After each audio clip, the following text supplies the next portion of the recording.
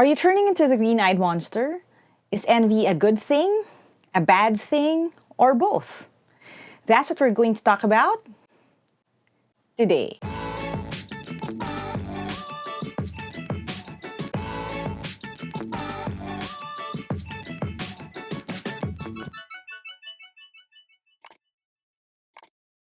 Hi there, thank you for checking out my channel. Thank you for clicking on this video. If this is the first video that you're watching from my channel, I make educational and motivational content.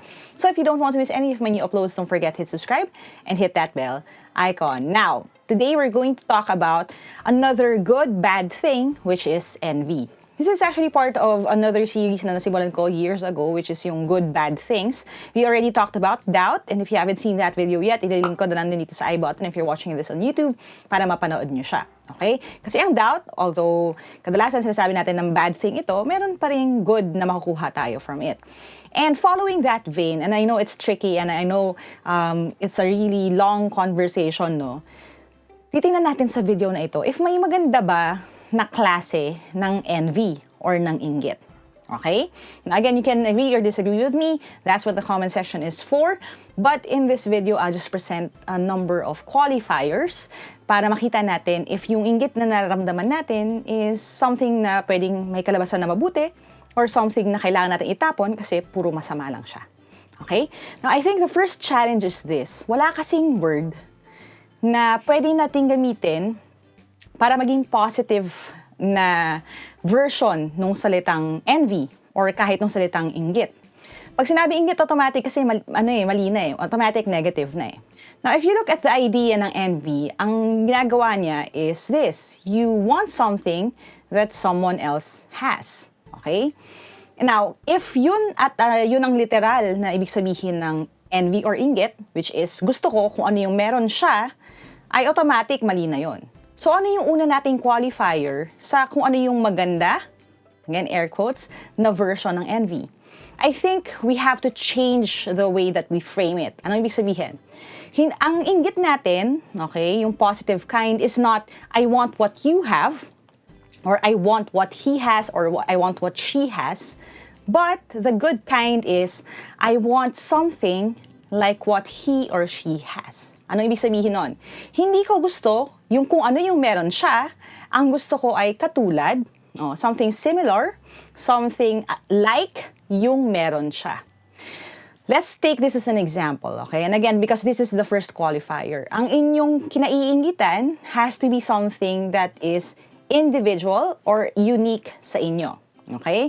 It has to be very individualized, very unique, para lang sa iyo. Okay? Hindi yung meron ng iba. Okay? That's the first na qualifier natin. Ano ibig sabihin nun? Kung gusto ko ng grades na mataas, naiinggit ako sa aking kaklase kasi yung grades niya mas mataas sa akin. Kung yung inggit ko is framed like this, ay, naiinggit ako, 90 ka, sana 90 din ako. Okay? Ibig sabihin, sana yung meron ka, something like that, meron din ako, which is yung mataas na grade. Okay tayo dyan. Pero the moment na ang sinasabi mo na, oy, nakakaingit naman yung grade mo, ang idea mo is, sana 90 ako, tapos ikaw yung meron ng grade ko ngayon na 75, that is bad envy. Nagets ba yun? Now, kung titinan din natin yung text, in Exodus 20:17, which is laging kino-quote yan when we talk about envy, there is this passage that says, do not covet your neighbor's house. Okay? Yung second part, do not kabet your neighbor's wife. Hindi. Katunog din, no? Covet tsaka kabet. Okay? Ibig sabihin, again, do not want what your neighbor has. Yun yung qualifier niya. So when we talk about covetousness, it's not just wanting to have something. It's wanting to have something that someone already has. Something that you can have. At hindi mo inaagaw sa iba. Okay? So, yun yung una nating point. Now, yung second qualifier ng good envy would be this. If your inggit, okay, yung kagustuhan mo to have something that is better than what you have right now, causes you to have the inspiration, okay, the inspiration to do better, to improve, inspiration to improve, that means that it is good envy. Okay, ano ibig sabihin natin doon? Kung naiinggit ako sa kaklase ko na nakakuha ng 90 at ang naisip ko ay, hala, naka-90 siya. Ibig sabihin itong professor na to, nagbibigay pala siya ng 90. Sana ako din. Anong ginagawa ng kaklase ko para magkaroon siya ng score na 90? Ano yung way niya ng pag-aaral? Baka pwede akong magpaturo sa kanya. If yung inggit actually forces you to move or causes you to do something, again, it is inspiration for improvement, then you can call it good envy. Okay? Ang bad envy kasi would be something that will cause you to sulk or magtatampo ka lang or mag-emote ka lang, mag-iiyak-iyak ka lang or magrereklamo ka lang, fist in the air na parang ang unfair, bakit ganun? Bakit yung grade ko ganito lang? Bakit yung siya, sa kanya ganito? Okay? So again, yun yung pinagkaiba ng good at saka ng bad envy. It has to be inspiration to improve. Okay? Now, ang third qualifier ng good envy is this. It's something that you want, not for yourself, but for others. It's something that you want because it could influence and impact someone else positively. What do I mean by that? Kung gusto mong makakuha ng matataas na grades at naiinggit ka sa kaklase mo dahil mataas yung grades niya, dahil gusto mong patunayan yung sarili mo na mas magaling ka sa kanya, that is selfish. That is bad envy. But the good kind of envy, I feel, is this. It wants you to be better, not for yourself, but it wants you to be better for the sake of someone else.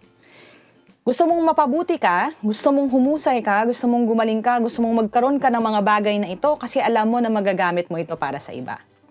Now, let me be very honest and vulnerable with you for the next few minutes. When I started creating content online, and I saw so many other people succeeding in the field. Okay? And again, this is me being perfectly honest with you.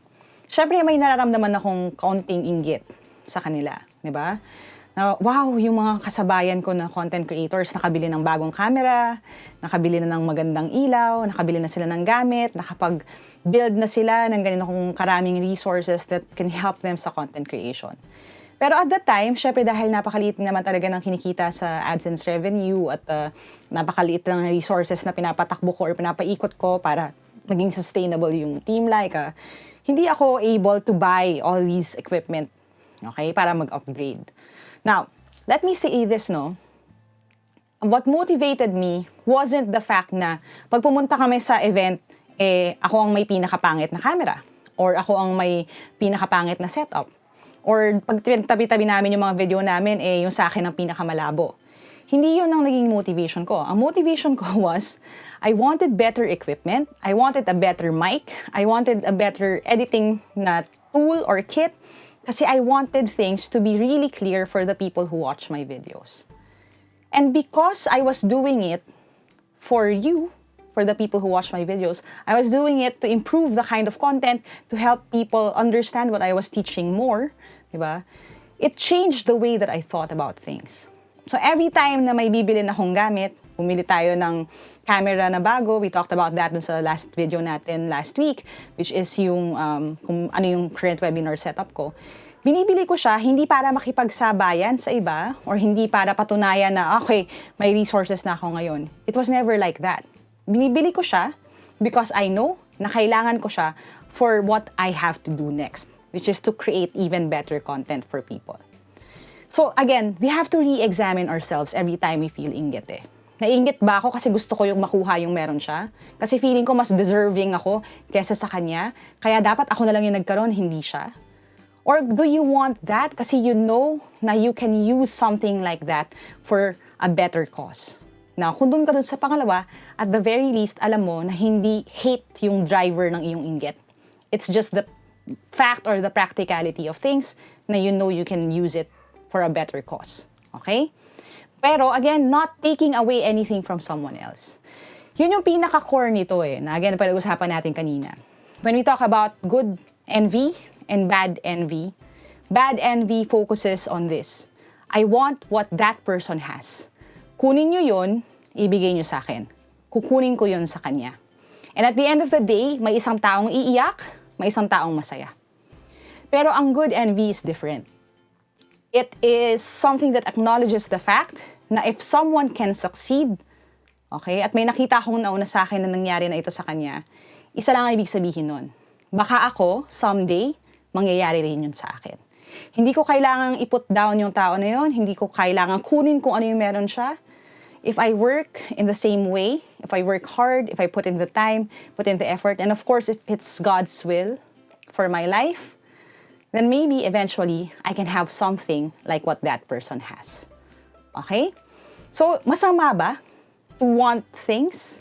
Now, balikan natin yung text, no? And I hope you don't mind me sharing this with you. In 1 Corinthians 12:31, there's a passage there about desiring greater gifts. Okay? Now, I think that is a better fit when we talk about good envy. Na it's not about wanting what someone else has. It's about wanting things, wanting greater things in order to serve God better or to do better, to have a greater impact on society, on the community. It removes the idea na limited ang resources, kaya kailangan kong agawin ang meron ng iba. But instead, it looks at what I have right now and something that I want to have to improve myself as an individual. Okay? And again, that's the first standard. It has to be very individual or very identifiable sa'yo. It's something that will cause me to work harder. It will inspire me to improve. No? And it's also something that would impact and influence other people. So we have to take the idea away na we have to look at other people pagdating sa kung ano yung meron sila. But instead, we look at their stories, we get inspiration from them, we realize na, okay, this maybe is possible kasi may nauna na sa akin, and then we work kung ano yung meron na tayo. Okay? So I hope that brings a little bit of encouragement. I know medyo mas lengthy yung discussion, but there's a reason why I know a lot of you are requesting that I make more Sunday motivation videos. So if you like this, if you feel na this is going to be helpful to someone else, you can share it with others. If you're only here for the math and English videos, don't worry, we will have one tomorrow for the Math Mondays lesson. But itong Sunday motivation series, I really enjoy making them, even if they take some time to film and edit. And I hope that you enjoy them too. So if you do, click like and let me know in the comments if you want us to talk about other things. Of course, I'm here for you. And don't forget to subscribe if you haven't yet. Hit that bell icon. And if you want to help support our channel and our cause to democratize education in the Philippines, you can also do that by being a channel member. So if you're not a channel member yet, you can learn more about that by clicking right here in the I button or in the description box sa baba to know how you can fund this channel and help us help more people sa ginagawa natin. Okay?